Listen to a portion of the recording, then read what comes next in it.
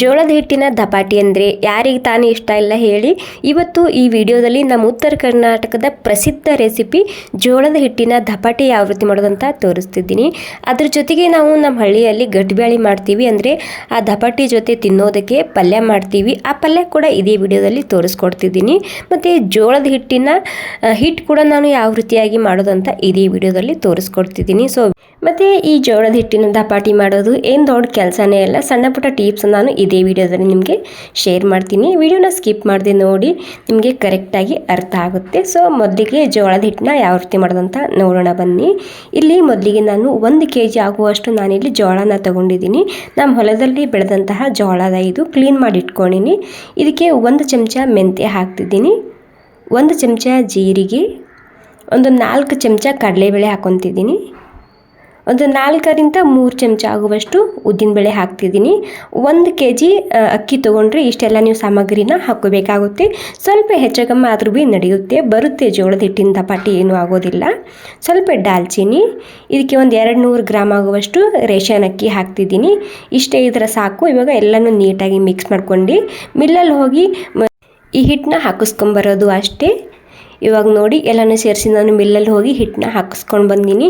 ಈ ಹಿಟ್ಟು ಸರಿಸುಮಾರು ಒಂದು 2-3 ತಿಂಗಳು ಇಟ್ಕೊಂಡು ನೀವು ಈ ಜೋಳದ ಹಿಟ್ಟಿನ ದಪಾಟಿನ ಮಾಡ್ಕೋಬೋದು, ಏನೂ ಆಗೋದಿಲ್ಲ.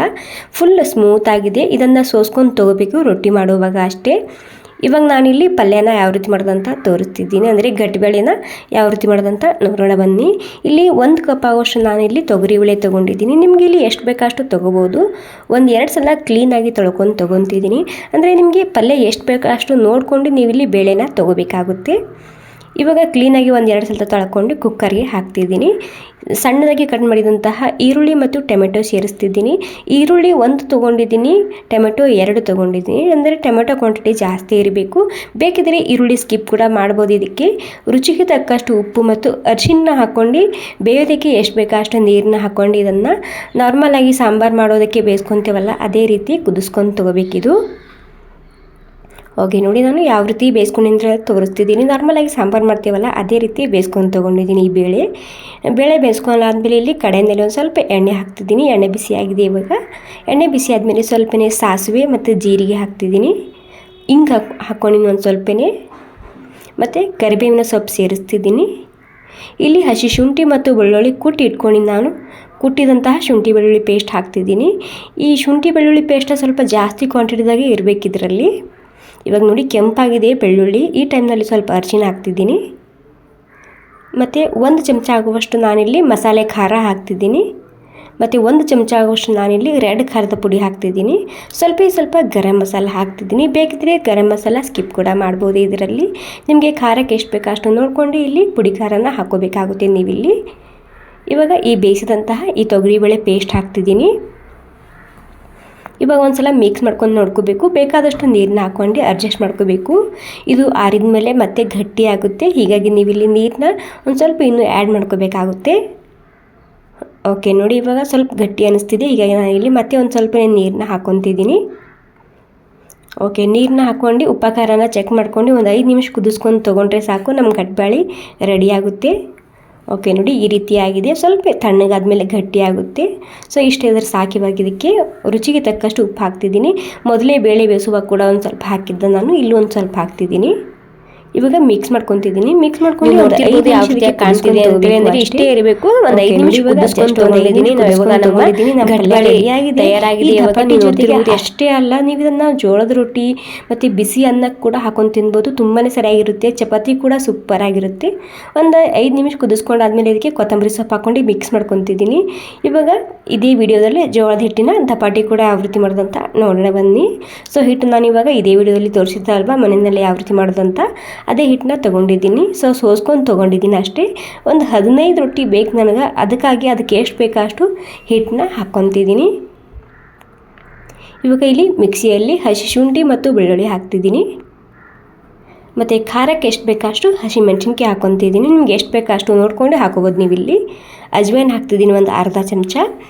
ರುಚಿಗೆ ತಕ್ಕಷ್ಟು ಉಪ್ಪು, ಒಂದು ಸ್ವಲ್ಪ ಕರಿಬೇವು ಸೊಪ್ಪು ಸೇರಿಸ್ತಿದ್ದೀನಿ. ಇವಾಗ ಏನಿಲ್ಲ, ನೀರು ಹಾಕ್ದೇ ಸ್ಮೂತಾಗಿ ರುಬ್ಕೊಂಡು ತೊಗೋಬೇಕು. ಸ್ವಲ್ಪ ಕೂಡ ತರಿಯಾಗಿರಬಾರ್ದು, ಸ್ಮೂತಾಗಿರಬೇಕಿದು, ಇಲ್ಲಾಂದರೆ ಬಡಿಯುವಾಗ ತುಂಬ ಕಷ್ಟ ಆಗುತ್ತೆ. ಹೀಗಾಗಿ ಈ ರೀತಿ ಸ್ಮೂತಾಗಿ ಪೇಸ್ಟ್ ಮಾಡ್ಕೊಂಡು ತೊಗೋಬೇಕು. ರುಬ್ಬೋಕ್ಕೆ ಕಷ್ಟ ಆಗಿದ್ರೆ ಒಂದು ಸ್ವಲ್ಪ ನೀರನ್ನ ಆ್ಯಡ್ ಮಾಡ್ಕೋಬೋದು ರುಬ್ಬುವಾಗ. ಇವಾಗ ಇದಕ್ಕೆ ಫುಲ್ ಕುದಿಯುವಂತಹ ನೀರು ಹಾಕ್ತಿದ್ದೀನಿ, 1 ಕಪ್ ಆಗುವಷ್ಟು.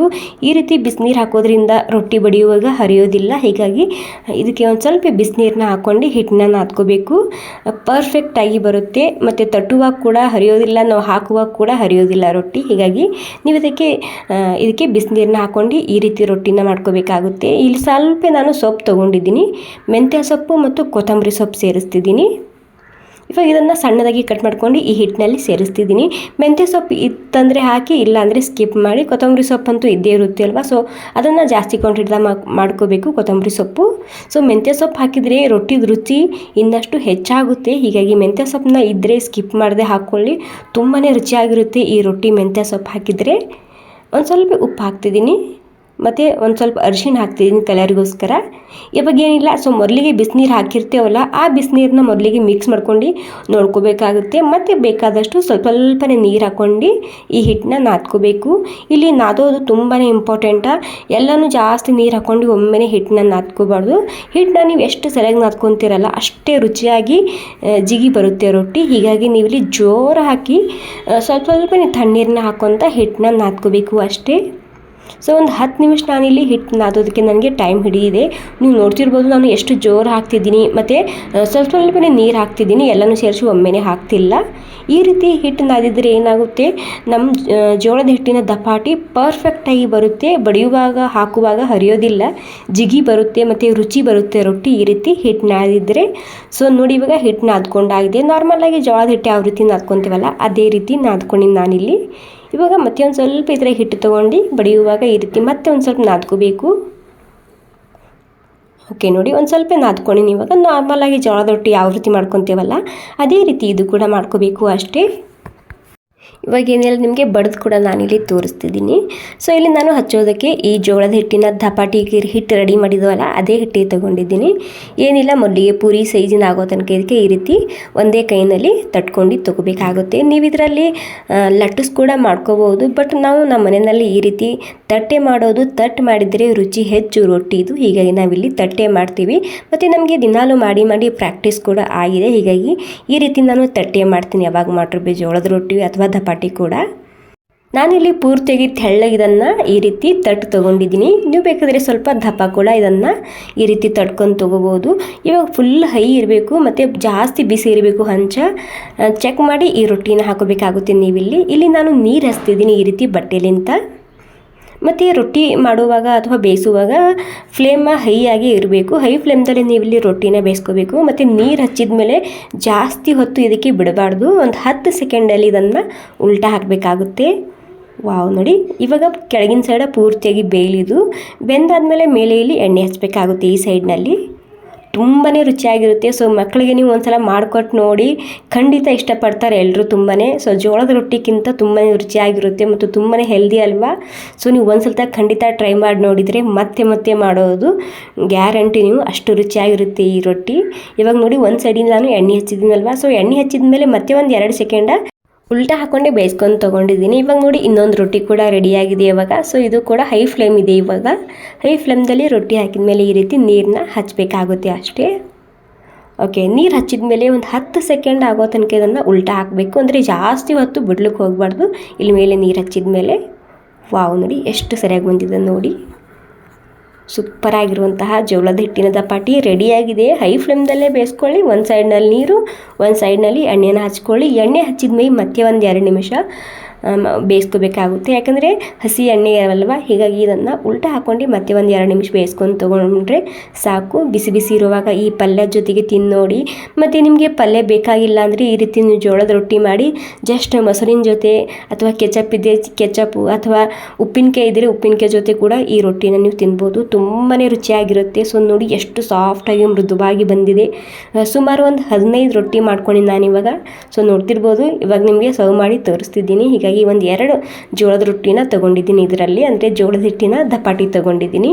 1 ಕಪ್ ಮೊಸರು ಮತ್ತು ಶೇಂಗಾದ ಹಿಂಡಿ ಮತ್ತು ನಮ್ಮ ಹಳ್ಳಿ ಕಡೆ ನಾವು ಉದುರು ಪಿಟ್ಲ ಅಂತ ಮಾಡ್ತೀವಿ. ನಮ್ಮ ಉತ್ತರ ಕರ್ನಾಟಕದ ಸ್ಪೆಷಲ್ ಉದುರು ಪಿಟ್ಲ ಇದು ಕೂಡ ನಿಮಗೆ ಬೇಕಿದ್ರೆ ನಾನು ಮುಂದಿನ ವಿಡಿಯೋದಲ್ಲಿ ತೋರಿಸ್ಕೊಡ್ತೀನಿ. ಅದ್ರ ಜೊತೆಗೆ ಇವಾಗ ತಾನೇ ಮಾಡಿದಂತಹ ಘಟ್ಬಾಳೆ ಕೂಡ ನಾನಿಲ್ಲಿ ಸರ್ವ್ ಮಾಡ್ತಿದ್ದೀನಿ. ಸೊ ನನಗಂತೂ ಬಾಯಲ್ಲಿ ನೀರು ಬರುತ್ತಿದೆ, ಯಾಕೆಂದರೆ ಅಷ್ಟು ರುಚಿಯಾಗಿರುತ್ತೆ ಈ ಸಿಂಪಲ್ ಥಾಲಿ ರೆಸಿಪಿ.